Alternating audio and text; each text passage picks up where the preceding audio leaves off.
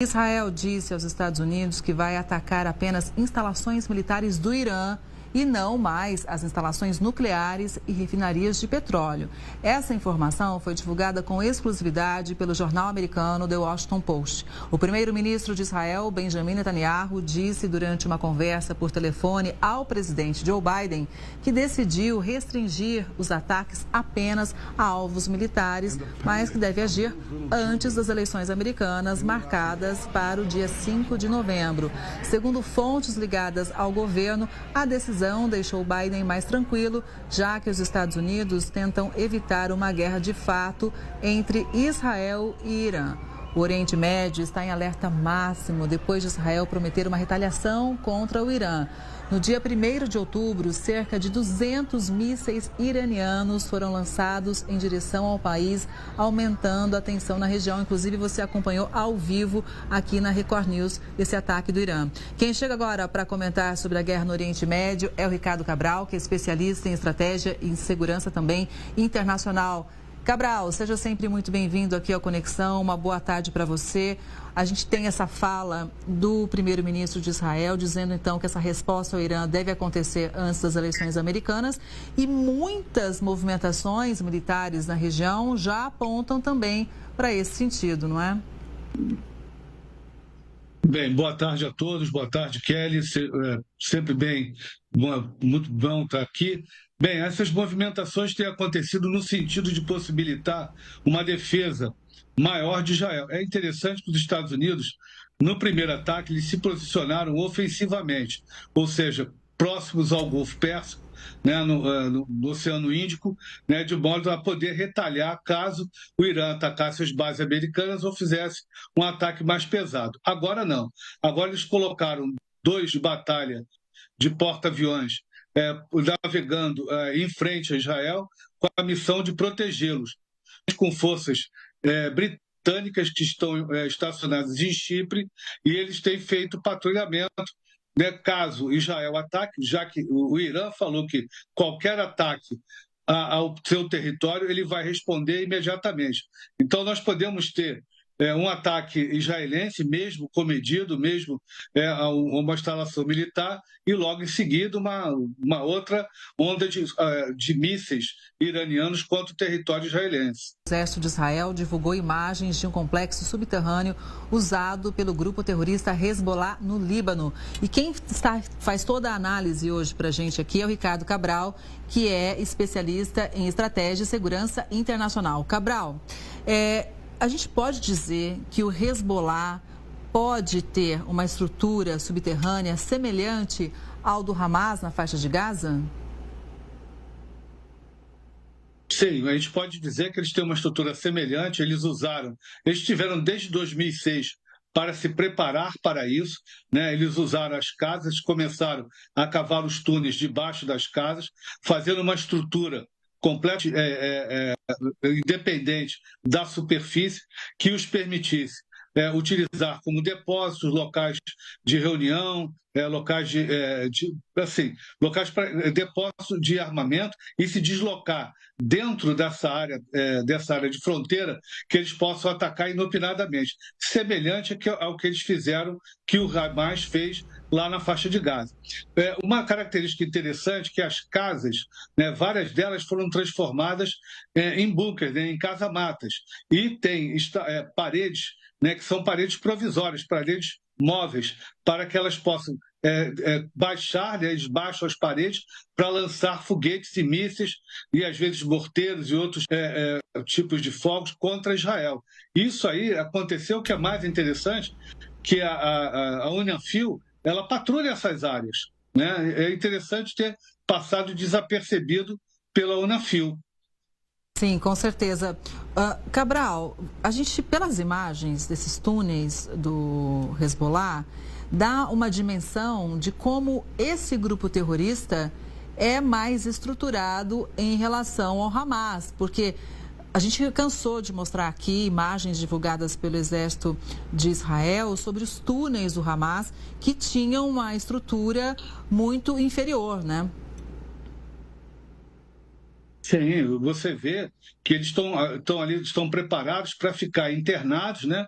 A ideia inicial não era fazer essa resistência na fronteira, parece, a princípio a estratégia era deixar Israel entrar e a partir desses túneis, dessas instalações embaixo das residências, né? Embaixo das casas, das vilas próximas a Israel, né? Essas vilas ficam 500 metros, 1 quilômetro de Israel, para deixar Israel penetrar com suas forças e aí emboscar e fazer ataques pela retaguarda.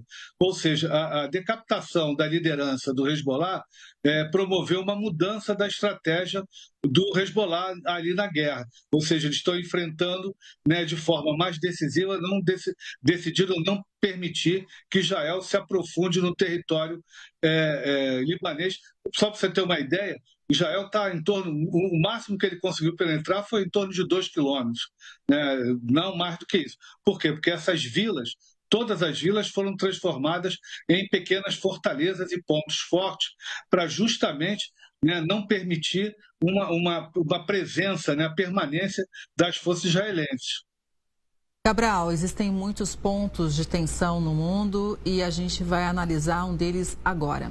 A China fez exercícios militares ao redor de Taiwan, o que deixou o mundo em alerta para um possível novo conflito armado. Taiwan foi cercada por tropas terrestres, navios de guerra e aviões chineses.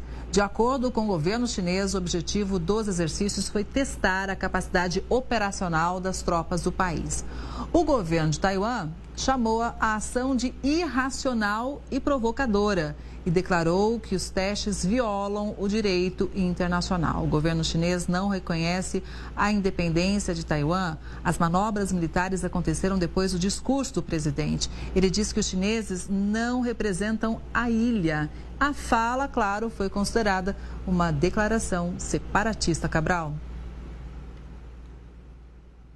O presidente Lau Ching-te, ele é daquela ala do Partido Progressista que defende a independência de Taiwan, né? Ele e a vice são pessoas consideradas mal vistas na China, são considerados provocadores, porque tem na pauta a manter a independência de Taiwan, declarar a independência de Taiwan. Já falou várias vezes que se isso acontecer, Taiwan será invadida. O que nós estamos vendo? É uma manobra, é um cerco, na verdade, não é uma provocação, mas é uma intimidação, né, uma coerção dura, né? Eles estão cercando a ilha, fazem dentro da área de segurança de Taiwan, né? Você tem um porta-aviões, um grupo de ataque de porta-aviões e aí um grupo de assalto anfíbio. Dificilmente eles fazem exercícios com esses grupos de assalto anfíbio. Por quê? Porque eles significam a possibilidade de uma invasão, de um assalto anfíbio a Taiwan. E o mais interessante que aconteceu agora, há poucas horas, foi o deslocamento, né? Nós recebemos imagens de várias composições, várias linhas férreas chinesas levando para o litoral uma série de blindados e ao deslocamento de tropas. Isso pode significar uma forma de intimidação, a continuidade da coerção, né, e uma demonstração de força, ou até mesmo, em extremis, uma invasão. Eu sempre acreditei que Xi Jinping queria que a Taiwan meio que se rendesse, se entregasse e permitisse o sonho de uma China unificada, que era bem o estilo do Xi Jinping.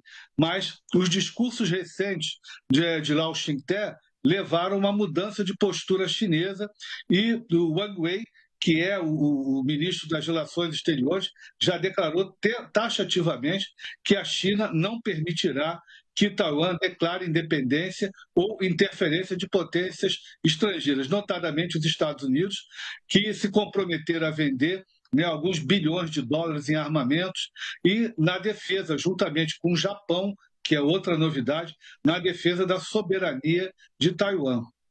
Cabral, muito provavelmente o chip do meu celular, o do seu, o do quem está acompanhando aqui o Conexão Record News, deve ter vindo de Taiwan, né, que lidera realmente a produção global de chips que são usados em tudo hoje em dia. Por isso também esse apoio americano e restrito também a Taiwan, desde sempre, aumentando a tensão, inclusive com outras relações comerciais com a China. Ou seja, é mais um pontinho também de tensão entre China e Estados Unidos, não é? Você foi muito bem agora. Dependendo do chip, Kelly, 95% sai da TSMC, que é a maior empresa de chips do mundo. Os Estados Unidos estão tentando convencê-los a abrir Estados Unidos. Eles abriram uma fábrica no Japão, né, e os Estados Unidos vão pagar em torno de $1 bilhão para eles levarem uma fábrica para o Arizona ou Texas. Parece estar decidido que será o Arizona, é a administração democrata, e eles querem começar a tirar as indústrias estratégicas de Taiwan, porque os Estados Unidos veem essa manobra da China, infelizmente, como algo dado, algo da realidade. Foi jogado recentemente um jogo de guerra, né, com os Estados Unidos sendo estressado em 3 teatros de operação, um na Europa, um no Oriente Médio, e recentemente, que eu digo 2019, tá?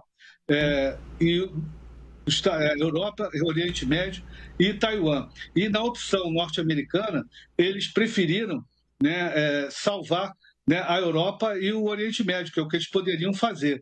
E Taiwan foi deixada à defesa própria. Então, essa estratégia, que esse jogo de guerra está emulando várias estratégias, ele é repetido em várias vezes, e testando possibilidades americanas em apoiar decididamente os taiwaneses. Veja, os porta-aviões não podem chegar perto, né? A linha de defesa da China impede eles, coloca eles o que a gente chama da segunda cadeia de ilhas, a 2.000 quilômetros. Cabral, e a Coreia do Norte, que dinamitou trechos de rodovias que ligavam cidades do país à Coreia do Sul? Isso aconteceu. Autoridades militares sul-coreanas informaram que responderam com disparos de tiros. As rodovias detonadas estão ao norte da linha de demarcação militar. A ação acontece poucos dias depois do anúncio do bloqueio permanente da fronteira. Na semana passada, Pyongyang também afirmou que vai construir posições defensivas na região. As rodovias e ferrovias entre as duas Coreias estão fechadas há anos, mas, segundo analistas, a destruição envia uma mensagem clara de que o líder norte-coreano Kim Jong-un não está disposto a negociar com o Sul. Essa também é a sua avaliação, Cabral? É interessante, Kelly, porque é o seguinte, toda vez que a Coreia do Norte fazia algo semelhante, é porque ela queria alguma coisa em troca. Ela queria mais benefícios, queria receber mais alimentos de graça, alguma coisa ela queria em troca.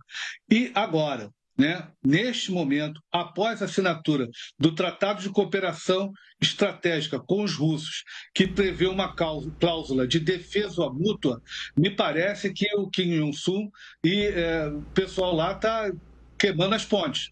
Não estão mais interessados numa integração com a Coreia do Sul, a unificação, vamos colocar assim, e sim, numa intensificação das relações comerciais com a China e com a Rússia.